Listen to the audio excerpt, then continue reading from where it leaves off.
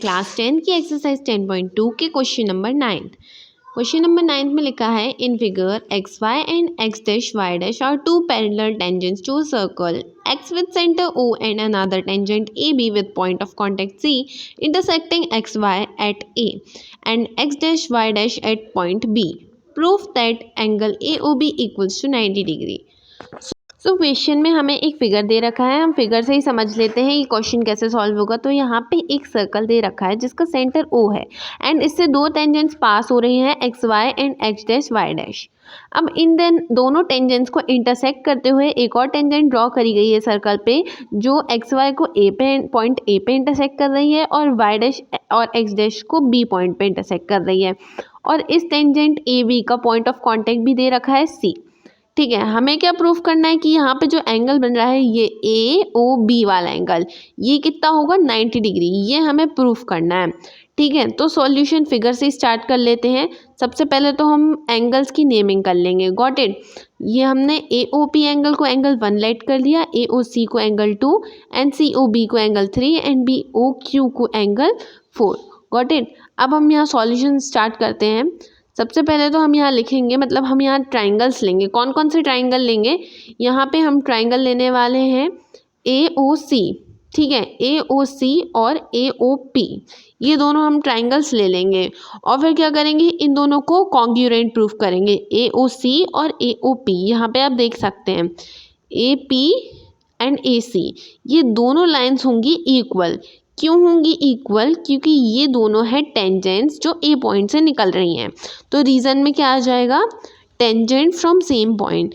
ठीक है, और जब टेंजेंट एक ही पॉइंट से निकलती है तो वो दोनों टेंजेंट्स इक्वल होती हैं।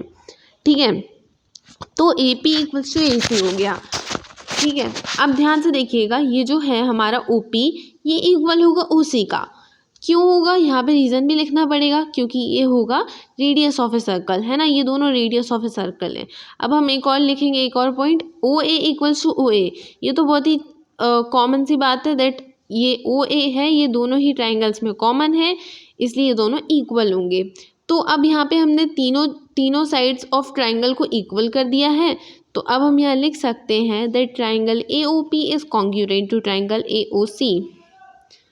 OP is congruent to triangle AOC। Reason आ जाएगा यहाँ पे SSS क्राइटेरिया वाला।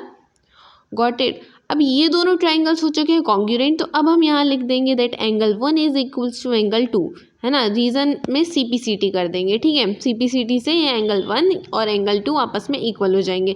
तो यहाँ मैं राइट कर देती हूँ angle 1 is equals to angle 2, reason में CPCT। अब हम क्या करेंगे, similarly triangle COB and triangle QOB लेकर उनको कॉन्ग्रुएंट प्रूफ करके एंगल 3 और एंगल 4 भी इक्वल कर लेंगे। तो यहाँ हम लिख सकते हैं that similarly angle 3 is equals to angle 4 in triangle COB and triangle QOB। ठीक है, रीज़न में हम वही लिख देंगे CPCT। ठीक है, अब यहाँ पे हमारे एंगल 1 एंगल 2 का इक्वल हो गया है, एंगल 3 एंगल 4 का इक्वल हो गया है। ठीक है, सो अब ध्यान से देखिएगा जो मैं कर रही हूँ। ध्यान से देखिए, ये जो POQ है ये एक लाइन है और इस POQ लाइन पे एक एंगल बन रहा है जिसका सम क्या होगा 180 डिग्री, क्योंकि ये स्ट्रेट लाइन पे बन रहा है एंगल। ठीक है, तो अब हम क्या लिख सकते हैं, यहाँ पे कौन कौन से एंगल बन रहे हैं, एंगल 1 एंगल 2 एंगल 3 एंगल 4। ठीक है, O पे कितने एंगल्स बन रहे हैं, 4 एंगल्स। इन चारों ही एंगल्स का सम होगा 180 डिग्री। ठीक है, क्योंकि ये बन रहा है लाइन पे एंड लाइन पे जितने भी एंगल्स बनते हैं उनका सम होता है 180 डिग्री। रीज़न लिखना चाहे तो लीनियर पेयर लिख सकते हैं आप। Got it. अब यहाँ पे जो एंगल 1 है, एंगल 1 की जगह हम एंगल 2 लिख सकते हैं क्योंकि एंगल 1 होता है इक्वल एंगल 2 के, ये हमने प्रूफ कर रखा है। एंगल 3 एज इट इज़ रहेगा। एंगल 4 की जगह हम कर देंगे एंगल 3। गॉट इट, एंगल 3 कर देंगे क्योंकि एंगल 4 के इक्वल में था एंगल 3। इक्वल्स टू में 180 डिग्री कर देते हैं। अब ध्यान से देखिएगा मैं क्या कर रही हूँ, यहाँ पे एंगल 2 2 बार दिया है तो हम ऐसा राइट कर सकते हैं 2 टाइम्स एंगल 2 एंड एंगल 3 भी 2 बार है तो हम लिख सकते हैं 2 एंगल 3। अब हम क्या करेंगे, 2 कॉमन निकाल लेंगे, सब में से कैंसिल कर देंगे 2 को। ठीक है, यहाँ पे पहले तो हमने 2 को बाहर निकाल लिया कॉमन। ठीक है, एंगल 2 और एंगल 3 में से 2 को बाहर निकाल लिया। अब क्या करेंगे हम, ये जो 2 में इनके मल्टीप्लाई में था उसको हम 180 के डिवाइड में ले जाएंगे। तो 180 डिवाइड बाई 2 कितना हो जाएगा, 90 डिग्री। ठीक है। तो एंगल 2 प्लस एंगल 3 हो गया हमारा 90 डिग्री। अब ध्यान से देखिएगा, हमें प्रूफ क्या करना था, that angle A O B equals to 90 degree, और एंगल 2 और एंगल 3 को अगर प्लस करते हैं तो हमारा एंगल ए ओ बी ही तो बन रहा है, तो हमने प्रूफ कर दिया। सो हम यहाँ लिख देंगे hence angle A O B equals to में एंगल 2 प्लस एंगल 3, और एंगल 2 प्लस एंगल 3 की वैल्यू तो हमने निकाल ही ली है जो कि आ गया है 90 डिग्री। तो हम एंड में लिख सकते हैं हैंस प्रूफ्ड, क्योंकि हमें यही प्रूफ करना था। सो इसी तरह हमारा क्वेश्चन 9th भी सॉल्व हो गया। So now let's move to question number 10 on the next page. So question 10 हमें क्या दे रखा है, हम यहाँ रीड करते हैं। Prove that the angle between the two tangents drawn from an external point to a circle is supplementary to the angle subtended by the line segment joining the point of contact and centre. So question 10 में हम पहले तो figure बना लेंगे, एक circle बना लेंगे, उसमें दो टेंजेंट्स पास कर रही हैं, ठीक है, एक सिंगल पॉइंट से, और वो जो टेंजेंट्स हैं वो हमने सेंटर तक ज्वाइन कर लिए फिगर में, ठीक है, और पॉइंट्स की नेमिंग कर ली है। अब हमें क्या प्रूफ करना है, ये जो दोनों टेंजेंट्स हैं ना, इन दोनों के बीच में ये जो एंगल सी बन रहा है, ये वाला एंगल सी, और ये यहाँ पे जो एंगल ओ बन रहा है, ए ओ बी वाला एंगल ओ, इन दोनों का सम होना चाहिए 180 डिग्री का। ये हमें क्या करना है, प्रूफ करना है। तो सबसे पहले तो हमने एंगल सी को एंगल एक्स लेट कर लिया, और एंगल ओ मतलब एंगल ए ओ बी को एंगल वाई लेट कर लिया। Got it. सो अब हमें क्या प्रूफ करना है, that X plus Y equals to 180 degree, ये हमें प्रूफ करना है। सो सॉल्यूशन बहुत ही सिंपल होने वाला है, तो यहाँ पे सॉल्यूशन स्टार्ट कर देते हैं, ठीक है। सबसे पहले तो ये जो मैंने लाइन लिखी है ये देख लीजिए, ये गिवन चीज़ें हैं हमें। सी ए और सी बी दो टेंजेंट्स हैं एक सर्कल पे जिसका सेंटर ओ है, ये है हमें गिवन, ठीक है। अब हम यहाँ लिख देंगे टू प्रूफ। हमें क्या प्रूफ करना है, हमें प्रूफ करना है that angle x plus angle y equals to में 180 डिग्री। सप्लीमेंट्री एंगल्स का मतलब ही यही होता है कि उनका सम होना चाहिए 180 डिग्री का। Got it. एंड इसी तरह कॉम्प्लीमेंट्री एंगल का सम होता है 90 डिग्री का, ठीक है। तो आगे बढ़ते हैं प्रूफ की तरफ। प्रूफ करना है हमें, ठीक है। तो सबसे पहले हम लिख लेते हैं that O A is perpendicular to C A, ठीक है। ये जो सी ए टेंजेंट है इस पे ओ ए परपेंडिकुलर है, क्योंकि ओ ए इस सर्कल की रेडियस है, ठीक है। Similarly O B is perpendicular to C B, ठीक है, ये भी इसकी रेडियस है, इसलिए। Got it. रीज़न भी लिखना ज़रूरी है, यहाँ पे हम प्रूफ करते समय कुछ भी लिखते हैं तो रीज़न ज़रूरी होता है, तो हम लिख देते हैं that radius is perpendicular to tangent. ये हमने थ्योरम 10.1 में ऑलरेडी प्रूफ कर दिया है, ठीक है। सो अब हम आगे बढ़ते हैं। अगर ओ बी सी बी पे परपेंडिकुलर है एंड ओ ए सी ए पर परपेंडिकुलर है, तो यहाँ पे कुछ कितना एंगल बनेगा, एंगल 90 डिग्री का बनेगा, है ना। सिमिलरली यहाँ पे भी ओ बी और सी बी के बीच में भी एंगल 90 डिग्री का बनेगा, क्योंकि ये दोनों परपेंडिकुलर है ना। सो हम यहाँ लिख देते हैं दैट इन क्वाड्रिलेटरल, ध्यान से देखिएगा, क्वाड्रिलेटरल कौन सा वाला, ओ ए सी बी, ठीक है, ये वाला क्वाड्रिलेटरल। ध्यान से देखिएगा, क्वाड्रिलेटरल वो होता है जिसके 4 साइड्स होते हैं, और यहाँ पे क्वाड्रिलेटरल फॉर्म हो रहा है ऑलरेडी, तो हमने वो लिख दिया है, ठीक है। ये वाला जो क्वाड्रिलेटरल है, अब हम इसमें एंगल एक्स और एंगल वाई फाइंड करेंगे, ठीक है, जो कि बहुत सिंपल होने वाला है, क्योंकि एक क्वाड्रिलेटरल के सारे ही एंगल्स का सम होता है 360 डिग्री का। तो हम angle A plus angle B plus angle C plus angle O करेंगे तो इसके इक्वल में आ जाएगा 360 डिग्री। Got it. यहाँ पे हमें एंगल ए और एंगल बी की वैल्यूज़ दे रखी है, तो हम उसे इसमें पुट कर देंगे। सो एंगल ए की वैल्यू भी 90 है एंड एंगल बी की वैल्यू भी 90 है, तो हम यहाँ पुट कर देते हैं। Got it. सो हम यहाँ पुट कर देते हैं, एंगल ए की जगह 90, बी की जगह भी 90, एंगल बी की जगह भी 90, एंड एंगल सी की जगह हमने एंगल एक्स लेट कर दिया था, तो हम एंगल एक्स लिख देंगे, ठीक है, एंगल सी की जगह पे। सो हम यहाँ लिख देते हैं angle X plus angle Y, क्योंकि हमने एंगल ओ को एंगल वाई जैसा लेट किया था। Got it. So angle O equals to angle Y, और इक्वल्स टू में 360 डिग्री कर देंगे, ठीक है। अब तो ये क्वेश्चन बहुत ही सिंपल हो चुका है, आप खुद भी इसे सॉल्व कर सकते हैं। ध्यान से देखिएगा, 90 प्लस 90 हो जाता है हमारा 180 डिग्री।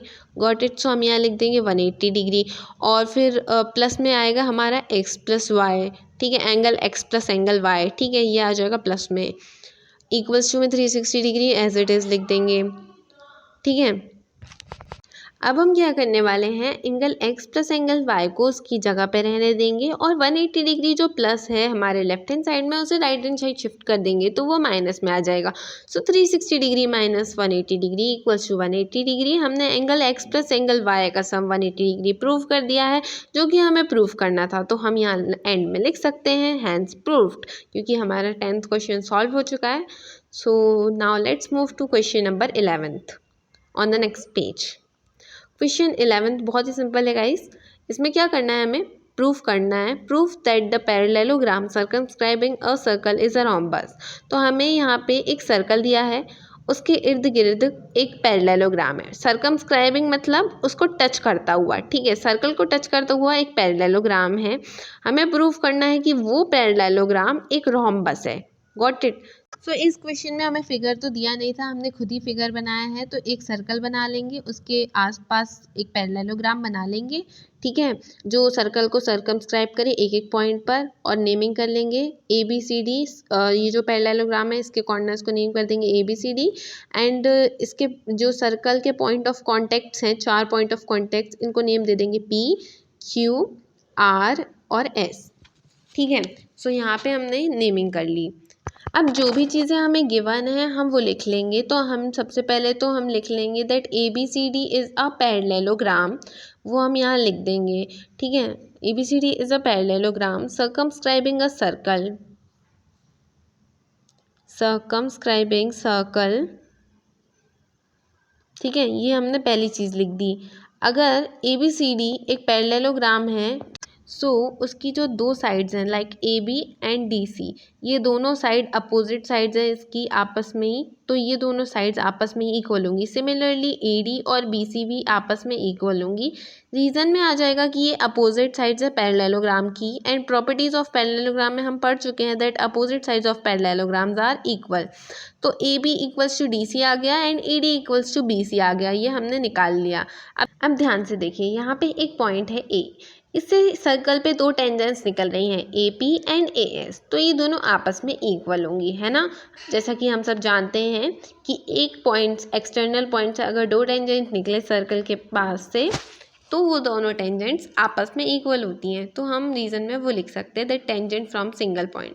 सिमिलरली B पॉइंट से भी दो टेंजेंट्स निकल रही हैं BP एंड BQ।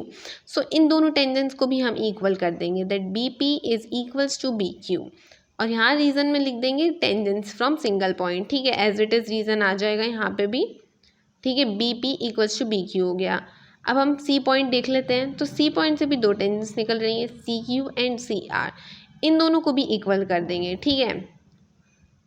ध्यान रखिएगा कि आप हम जो लिख रहे हैं CR इक्वल्स टू CQ, इसमें ये जो आपकी हॉरिजॉन्टल लाइन है CQ, है ना, CQ को आप लिखें right side and vertical line है CR, इसको लिखें आप लेफ्ट साइड। ऐसा ही सारी इक्वेशंस में ध्यान रख के लिखना है आपको। जितने भी हॉरिजॉन्टल वाले हैं CR जैसे DR है, इसको आप सब लिखेंगे हमारे लेफ्ट साइड, ठीक है।